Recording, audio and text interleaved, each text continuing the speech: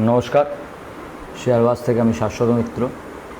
আজকে একটা unbelievable run দেখলেন নিফটির লাস্ট 1-1.5 ঘন্টায়। এখন এর পেছনে কোনো কারণ আছে কিনা সেটা আমরা পরে দেখতে পাবো। কোনো ইনফর্মড কোনো নিউজ কিছু এসেছে কিনা আমি জানি না। আমার যেটা মনে হয়েছে সেটা আমি সকাল থেকেই দেখছি যে 25,000 থেকে 25,200-র মধ্যে প্রায় 2.5-3 কোটি কল রাইটার ছিল। আজকে সেই কল রাইটারগুলো খুব মুশকিলে পড়ে গেলেন, সব গেল আর কি। 25 থেকে 25,200-র মধ্যে পুরো কল রাইটিং, যে ওই হিউজ কল রাইটিং, ওইটা পুরো সুইচ করার জন্যে প্রাথমিকভাবে এই এত বড় একটা রান, জানি না হয়তো বড় বাইং ফাইং আসতে পারে।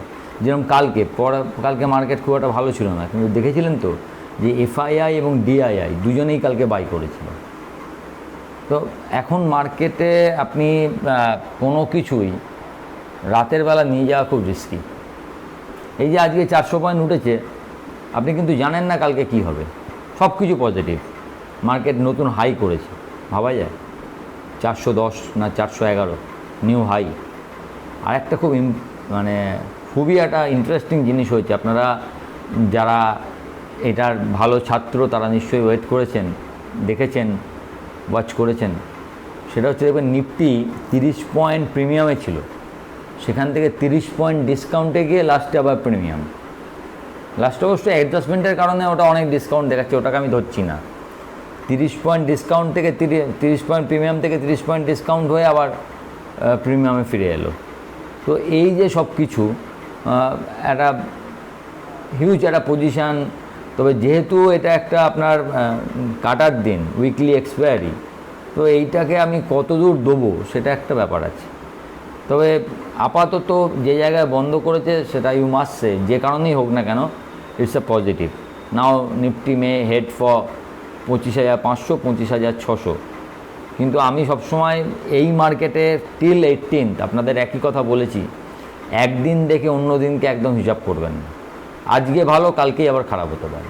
কালকে অবধি যারা ভাবছিলেন 25,800, 24,800 থেকে আরও নিচে যাবে, অনেক রকম কথা বহু জায়গায় দেখেছি। বহু লোক বলছেন যে কারেকশান দেখা যাচ্ছে, একটা হিউজ কারেকশান হতে পারে মার্কেটে। এই একটা ব্যাপার মার্কেটে চলছেই। কিন্তু আমার 25,300 তো মনে হয়েছিল একটা 500 পয়েন্টের কারেকশান গন, নতুন করে মার্কেট। এখান থেকে কি মার্কেট পড়বে না? অবশ্যই পড়বে, স্বাভাবিকভাবে পড়া ওঠা যেরকম হবে। কিন্তু এই মার্কেটটা টিল 18, যতক্ষণ না ফেডের মিটিং হচ্ছে, কোনো একদিকে বিশাল বড়োভাবে যাবে বলে আমি এখনও মনে করছি না। আজকে নতুন হাইতে দাঁড়িয়েও এই কথা বলছি, ওয়ান সাইডেড চলে যাবে ফেডের থেকে আগে করে আমার মনে হয় না। মার্কেট ইভেন্টলি পয়েজ থাকবে, দুদিকে জায়গা মার্কেট রাখবে। ওপরে গেলেও অনেকটা যেতে পারবে, নিচে গেলেও যেতে পারবে, এরম জায়গা রাখবে। এবং সেটা সবথেকে ভালো জায়গা হতে পারে রেঞ্জ অফ 24,900, 25,100। আপসাইডও আছে, ডাউনসাইডও হতে, যেদিকে 18 তারিখ দেখে সেই জায়গায় যাবে। আজকের দিনে এই কথা বললে লোকে পাগল বলে, 350 মার্কেটে 385-তে বন্ধ হয়েছে, আপনি বলছেন 24,900, 25,100। আসলে আজকের এই 500 পয়েন্টটা আমি হিসাব করতে পারছি না, এই কারণে যে পেছনের কারণটা আপনাকে বুঝতে হবে। ওই টেকনিক্যাল কারণটা আছে, যেটা বললাম আপনাকে, কল রাইটাররা যে হিউজ সেল ছিল সেটাকে। কিন্তু ফান্ডামেন্টালি কোনো নিউজ আছে কি না, আসছে কি না, সেটা হয়তো একটু পরে জানতে পারবো। আমরা তো একটু পরে জানি, হয়তো 1-2 দিন পরে বা রাতের বেলা হয়তো কোনো নিউজ আসবে, ভালো খবর। একটা খবর আসতে পারে, সেটা আমি আপনাকে আগেই বলে দিই। সেটা হচ্ছে পেট্রোল ডিজেলের দাম কাট হতে পারে, এবং ভালো মতো হতে পারে। কারণ যে দামে ক্রুড অয়েল এসছে তাতে এটা এক্সপেক্টেড, এবং সামনে অনেকগুলো ভোট আছে। তো এইসব টাইমে এগুলো আসাটা খুব স্বাভাবিক। কিন্তু সেটার জন্য মার্কেট 500 পয়েন্ট রান করে না, তো সাধারণত করে না। হ্যাঁ, আমি জানি পেট্রোল ডিজেলের দাম কাট হলে বাকি সব কাট হবে, ইনফ্লেশন কমবে, গ্রোথ বাড়তে পারে। কিন্তু এটা একদিনে হয় না। This are not a matter of যে আজকে করলাম কালকেই হয়ে যাবে। এগুলো লং প্রসেস। তা লং প্রসেসের জন্য একদিনে কিছু হবে বলে আমার মনে হয় না। ব্যাঙ্ক নিফটিও খুব ভালো জায়গা বন্ধ করেছে, 750-800-র ওপরে হলে আমি আরও ভালো বলতাম। এমনিতেই 350-600 এই রেঞ্জটা যে ভেঙেছে, এটাই অনেক ভালো। তো bank Nifty also headed for 52,500 A head করবে। যদি এখানে আপনার স্টপ লস 52,350, এইখানে আপনার নিফটির স্টপ লস স্ট্রিক্ট 25,100, যে রেঞ্জ ভাঙছে সেটাই আপনার স্টপ লস। এখন এত বড় স্টপ লস, এখন মুশকিলটা কী জানেন, মুশকিলটা হচ্ছে এটা মার্কেট অফ 25,000, এখানে 1% মানে 250 পয়েন্ট, তো আপনাকে একটু বেশি এখানে স্টপ লস দিতেই হবে, এছাড়া আপনার কোনো জায়গা নেই। এখন কয়েকটা স্টক ভালো জায়গায় এসেছিলো, আপনি দেখেছেন যে বেল, আমি একদিন বলছিলাম যে বেল 280 এলে ভালো কেনা যায়, 80 থেকে 90, 5%, 4-5%-এর একটা জাম্প, 80 নয় প্রায় 77 বা 76 টাকার মধ্যে লো এসেছিলো, সেখান থেকে 90-92 টাকা।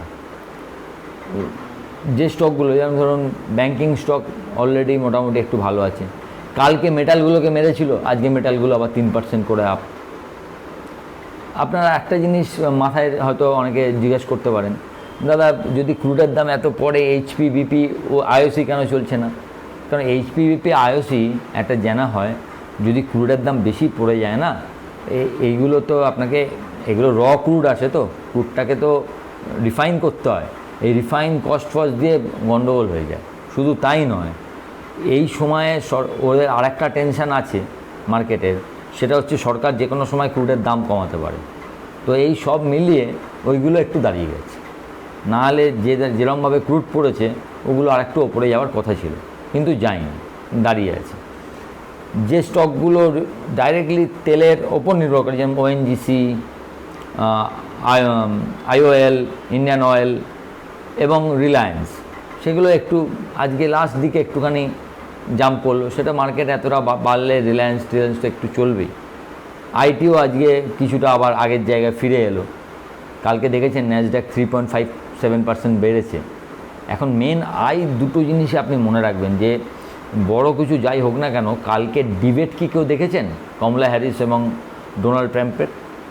ডিবেটে কিন্তু ফর দ্য ফার্স্ট টাইম, জবে থেকে বাইডেনের সঙ্গে ট্রাম্পের হচ্ছিল, ট্রাম্পের একটু এজ ছিল, কিন্তু কালকে ডিবেটের পর দেখা যাচ্ছে কমলা হ্যারিস একটু এগিয়ে আছেন। Kamala Harris try to represent herself as a new age people, সেখানে ট্রাম্প অবশ্যই তার বয়সও বেশি, তো দেখা যাক, যদি ট্রাম্প এগিয়ে থাকতো তাহলে মার্কেট আর একটু পজিটিভলি হয়তো নিত, মানে আমেরিকান মার্কেটের কথা বলছি। কমলা হ্যারিসের জন্য আমেরিকান মার্কেট কীভাবে রিয়্যাক্ট করে সেটা আজকে আপনি বুঝতে পারবেন, কারণ কালকের পর কমলা হ্যারিস একটু বেশি ডেমোক্র্যাট, একটু বেশি এজ পেয়েছে। তো আমার মনে হয় না 17-18 তারিখের মধ্যে আগে ডিসাইসিভ মুভ হয়ে মার্কেট কোথাও একটা চলে যাবে, এটা আমার ব্যক্তিগত ধারণা। I may be totally wrong, market supreme, market যা বলবে সেটা আমাদের দেখতে হবে, কিন্তু এই আইডিয়াটা আমার ঠিক ছিল যে 24,800, 300-500 কারেকশান হয়ে মার্কেট আবার ঠিক জায়গায় ফিরবে। স্টকের হিসাবে আপনি বলছেন হয়তো যে আমার স্টক কোথায় সেরম বেড়েছে, এই মার্কেটের সঙ্গে আপনি 23 সালের মার্কেটকে ক্লাইন্টলি গোলাবেন না। 23 সালে যা ধরেছেন তার সঙ্গে সঙ্গে বেড়েছে, এই মার্কেটটা ঠিক সেরকম নয়, এটা একটু সময় লাগবে এবং একটু চুজি হতে হবে কোন স্টক চলবে, এবং প্রতিটা স্টকই প্রায় 2 টাইমস 3 টাইমস 4 টাইমস বাড়া অবস্থা এই জায়গায় এসছে, সেখান থেকে স্বাভাবিক 10-20% কারেকশান হতে পারে, সেখান থেকে আবার আস্তে আস্তে নতুন মুভমেন্ট দেবে। তো এখানে একটু ধৈর্যের প্রয়োজন, সামান্য ধৈর্য এখানে লাগবে। যা স্টক ধরে রেখেছেন আমার মনে হয় না, যদি ভালো স্টক হয়, আর পি 80-100 এসবের ওপরে যদি না হয়, আপনি আরামসে হোল্ড করুন, এবং আপনি আপনার মানি ব্যাক পাবেন বলে আমার ধারণা। পরবর্তীকালে যদি অন্য কিছু হয়, অন্যরকম কোনো ডেভেলপমেন্ট হয়, ওয়ার্ল্ডে তো সারাক্ষণই ডেভেলপমেন্ট চলছে, তখন আলাদাভাবে ভাবতে হবে। এই মুহূর্তে আমার যেটা মনে হচ্ছে, স্টকটা একটা কনসলিডেশন পিরিয়ডে আছে স্টকগুলো, এবং পরবর্তীকালে আবার রান দেবে। তবে এটা হতে পারে এখানে একটা চার্নিং হতে পারে, মানে যে সেক্টরগুলো আগেরবার লিড করেছে, এবার সেই সেক্টরগুলো হয়তো একটু দাঁড়িয়ে গেল, অন্য সেক্টর লিড করলো, ইট ক্যান হ্যাপেন। এটা প্রতিবারই হয় মার্কেটে, প্রতিবার এই জিনিসগুলো চলতে থাকে। একটা কথা বারবার বলছি, ওভারনাইট পজিশান এই মার্কেটে রাখবেন না, যত ভালো লাগুক আর যত খারাপ লাগুক। মার্কেট এখানে আছেই আপনাকে চাকমা দেওয়ার জন্য। আজকে ভালো দেখছেন, কালকে আবার খারাপ মনে হতে হবে। দুদিন আগে নিচে ভাবছিলেন 24,500 হয়ে যাবে, আজকে ভাবছেন 25,000 26,000 হয়ে যাবে, এরকম কোনোটাই হবে না। কিন্তু মার্কেট এই প্রতিদিনের এতে এই মুভ আপনি ধরাটা কঠিন। এবার লাখের জোরে ধরুন আমার আজকে নেওয়া ছিল, পড়ে গেছে, আলাদা জিনিস, স্টপ লস দিয়ে কাটেনি, বেরিয়ে গেছে, আপনি দেখছেন ট্রেল স্টপ লস করছেন, কায়দাগুলো জানেন, আপনি হয়তো অনেকটা পয়সা পেয়েছেন। কিন্তু মুভটা আপনি ধরতে পেরেছেন একদম ওই 1 ঘন্টার মধ্যে ওইরকম একটা সিঙ্গেল ক্যান্ডেলে 100-150 পয়েন্টে নিফটি টানবে, আমার মনে হয় না।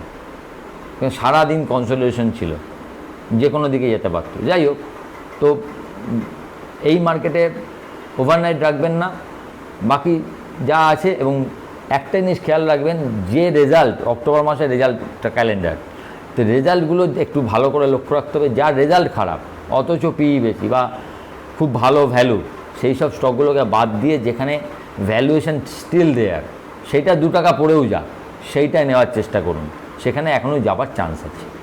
ভালো থাকবেন। ভিডিওটা ভালো লাগলে একটু লাইক শেয়ার করবেন, এবং যারা প্রথমবার দেখছেন কাইন্ডলি সাবস্ক্রাইব করবেন এবং আমার টেলিগ্রাম চ্যানেলের সঙ্গে যুক্ত থাকবেন। নমস্কার।